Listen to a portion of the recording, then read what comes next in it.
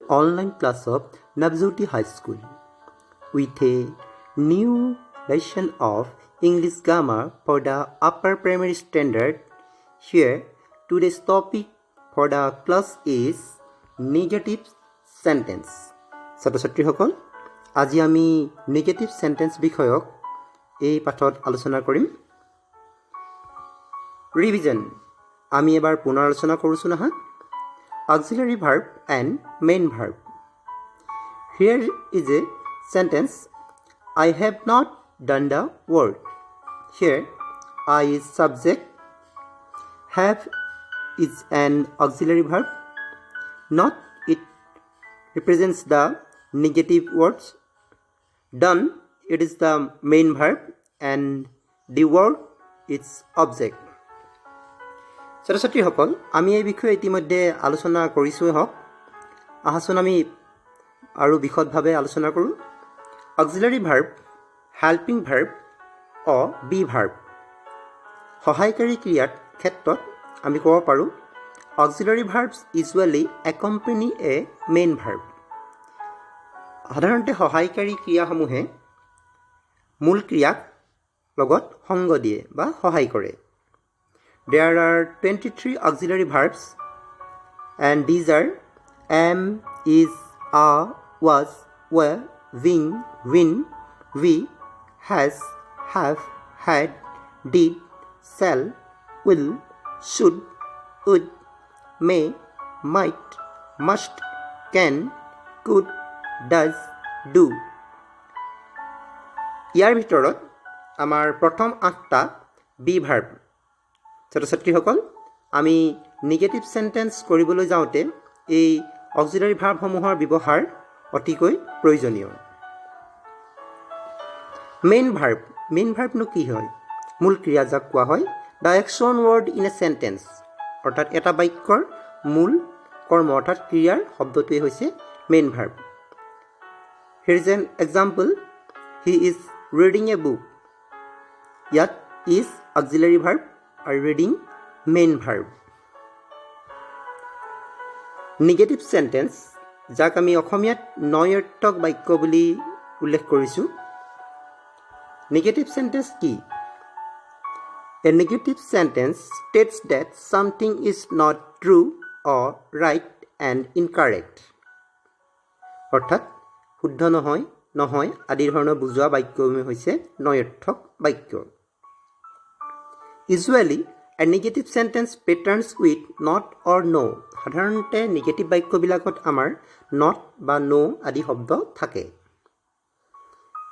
ইয়াৰ উপৰি আমি নেগেটিভ সেন্টেন্সৰ ক্ষেত্ৰত দেখি পাম নেভাৰ, নৰ, নাথিং, ন'বডি আদি এনেধৰণৰ শব্দৰেও নেগেটিভ সেন্টেন্স গঠন কৰা হয়। Examples of negative sentence.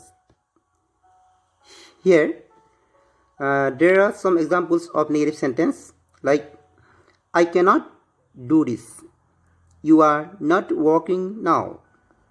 I have not two pens. Nayan did not play cricket yesterday.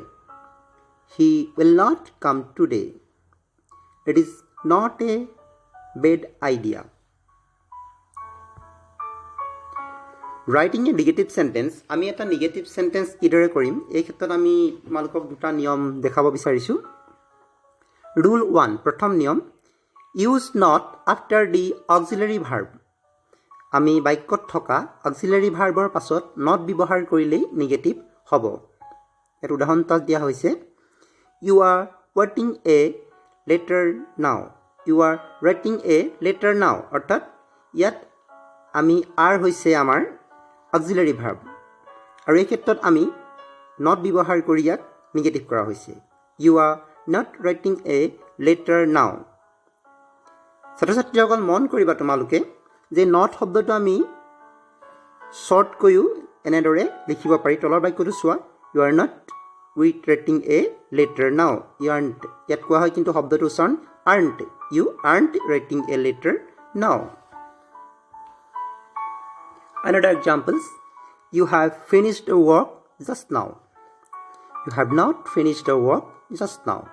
You haven't finished the work just নাও ইয়াত দুইটা বাক্যই শুদ্ধ তোমালোকে হেভ নটো লিখিব পাৰা বা হেভিনটো লিখিব পাৰা আকৌ চোৱা Seema can dance very nice Seema cannot dance very nice Seema can't dance very nice ছাত্ৰ ছাত্ৰী তোমালোকে চাবা ইয়াত যে কেন ই এটা আমাৰ অক্সিলাৰী ভাৰ্ব সেয়েহে ইয়াৰ পিছত আমি নট ব্যৱহাৰ কৰি নিগেটিভ কৰা হৈছে ই হৈছে আমাৰ প্ৰথম নিয়ম writing a negative sentence rule 2 দ্বিতীয় নিয়মটো চোৱা using do not does not did not after the subject in case of only main verbs যদি আমাৰ কেৱল মূল ক্ৰিয়াহে থাকে তাত অক্সিলাৰী ভাৰ্ব নাথাকে তেতিয়াহ'লে আমি ডু নট ডাজ নট আৰু ডিড নট সাবজেক্টৰ পাছত ব্যৱহাৰ কৰি তাক নিগেটিভ কৰা হয় ছাত্ৰ ছাত্ৰীসকল তোমালোকে চোৱা ডু নট যি সিম্পল প্ৰেজেন্ট বা প্ৰেজেন্ট ইনডেফিনিটত ব্যৱহাৰ হয় does not simple present third person singular নাম্বাৰত ব্যৱহাৰ হয় আৰু আনহাতে ডিড নট সিম্পল পাষ্ট অথবা পাষ্ট ইনডেফিনিট টেন্সত ব্যৱহাৰ হয় এইকেইটা কথা আমি জানিব লাগিব ছাত্ৰ ছাত্ৰীসকল আহা আমি উদাহৰণলৈ যাওঁ ইয়াত এটা উদাহৰণ দিয়া হৈছে আই প্লে ফুটবল ইয়াত কোনো অক্সিলাৰী ভাৰ্ব নাই নো অক্সিলাৰী ভাৰ্ব সেইবাবে আমি ডু ব্যৱহাৰ কৰিছোঁ আৰু নট লগাইছোঁ আই ডু নট প্লে ফুটবল আমি ইয়াক চমুকৈ আই ডোণ্ট প্লে ফুটবলো লিখিব পাৰোঁ তেনেদৰে he goes to school daily ইয়াত চোৱা তোমালোকে এই প্ৰেজেণ্ট ইনডেফিনিট টেন্সৰ থাৰ্ড পাৰ্চন ছিংগুলাৰ নাম্বাৰত গোজ হৈছে মেইন ভাৰ্বটো সেয়েহে আমি লিখিছোঁ he does not go to school daily কিন্তু ইয়াত মন কৰিবা তোমালোকে ইয়াক নিগেটিভ কৰাৰ পাছত যিহেতু ডাজ শব্দ ব্যৱহাৰ কৰা হৈছে সেয়েহে মূল ভাৰ্ব গো শব্দৰ লগত ইএছ বহা নাই ইয়াত আমি কেৱল গোহে লিখিব লাগিব তেনেদৰে দে ৱেণ্ট টু দেলহি ই পাষ্ট টেন্সৰ বাক্য চিম্পল পাষ্টৰ ইয়াত আমি হৈছে বাক্যটো they did not go to Delhi ইয়াতো একেধৰণে আমি গো ব্যৱহাৰ কৰিছোঁ ইয়াত ৱেণ্ট ব্যৱহাৰ কৰিব নোৱাৰিবা যিহেতু আমি ডিড পাষ্ট টেন্সৰ আমি ডিড আগত ব্যৱহাৰ কৰিছোঁ সেয়েহে ই ৱেণ্টৰ সলনি পাছত মূল ভাৰ্বটো গ'লৈ ৰূপান্তৰ হৈছে এইখিনি কথা আমি মন কৰিব লাগিব ছাত্ৰ ছাত্ৰীসকল আমি আৰু কেইটামান উদাহৰণ চাওঁ আহা other examples we run every day we do not run every day she reads the newspaper daily she does not read the newspaper daily Maya told me a story last night. Maya did not tell me a story last night. The man works very hard. The man doesn't work hard. ছাত্ৰ ছাত্ৰীসকল তোমালোকে এই কথাকেইটা চাবা যে আমি কেনেদৰে do not does not আৰু ডিড নট আৰু ব্যৱহাৰ কৰিছোঁ এই সম্পৰ্কে আমি আৰু ভালকৈ চাব লাগিব প্ৰেক্টিছ কৰিলে নিশ্চয় আমাৰ এই অনুশীলনটোৰ পিছত ভাল হ'ব এটা কথা মন কৰিবা এনটি নট বা চমুকৈ আমি যাক এন আৰু এটা আমি তাক ওপৰত অপাৰ কমা দি আমি তাক টিৰ মাজত এটা কমা দি আমি তাক নট লিখিব পাৰোঁ দুইটাৰ অৰ্থ একেই do not don't does not doesn't did not didn't আমি এনেদৰে লিখিব পাৰোঁ ছাত্ৰ ছাত্ৰীসকল ইয়াৰ উপৰি আমাৰ আৰু এক প্ৰকাৰৰ নিগেটিভ বাক্য আছে ইণ্টাৰোগেটিভ নিগেটিভ অৰ্থাৎ ই প্ৰশ্নবোধকো হ'ব আৰু নিগেটিভো হ'ব নৈৰ্থক বাক্যও হ'ব এটা উদাহৰণ চোৱাচোন aren't you looking the bird আকৌ চোৱা doesn't he ran very fast ইয়াত আমাৰ প্ৰশ্নও হৈছে আৰু ই নিগেটিভ বাক্যও হৈছে আমি এনেধৰণৰ ইণ্টাৰোগেটিভ নিগেটিভ বাক্য লিখিব পাৰিম এই সম্পৰ্কে আমি পাছৰ ক্লাছত আলোচনা কৰিম আৰু কিছুমান আমাৰ নিগেটিভ চেণ্টেন্স আছে এনেধৰণৰ নিগেটিভ চেণ্টেন্স আমাৰ সাধাৰণ নিয়মতকৈ অলপ বেলেগ ধৰণৰ তোমালোকে চোৱা I have done nothing I never think about this matter nobody can do this I have no' pain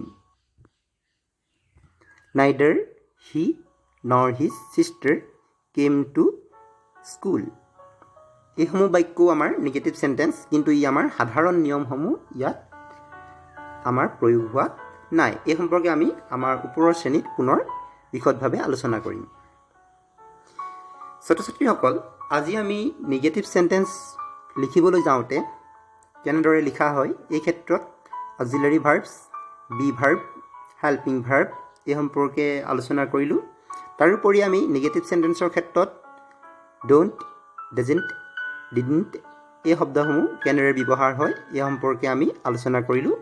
আৰু তোমালোকে পুনৰ এই বিষয়ে আৰু ভালকৈ গভীৰভাৱে তোমালোকৰ গ্ৰামাৰৰ পুথিত ভালদৰে পাবা, তাক পঢ়ি চাবা। ছাত্ৰ ছাত্ৰীসকল, আমাৰ আজিৰ অনলাইন হোমৱৰ্ক আমি তোমালোকৰ বাবে এই ভিডিঅ'টোৰ পাছত আমি আমাৰ হোৱাটছএপ গ্ৰুপত আমাৰ ইমেজ প্ৰেৰণ কৰিম আৰু সেইসমূহ তোমালোকে কৰি আমালৈ পুনৰ ইয়াৰ এছাইনমেণ্টৰ উত্তৰ পঠাবা। আমি সেইসমূহ ভুল শুদ্ধ পৰীক্ষণ কৰিম। আশা কৰিছোঁ তোমালোকে এই পাঠৰ পৰা উপকৃত হ'বা আৰু গ্ৰামাৰৰ বিষয়ে আৰু অধিক জানিবলৈ আগ্ৰহী হ'বা। পুনৰ সকলোলৈকে আমি মৰম আৰু শুভেচ্ছা জনাই আমি আজিৰ পাঠ আমি ইমানতে সামৰণি কৰিছোঁ। ধন্যবাদ। Thank U.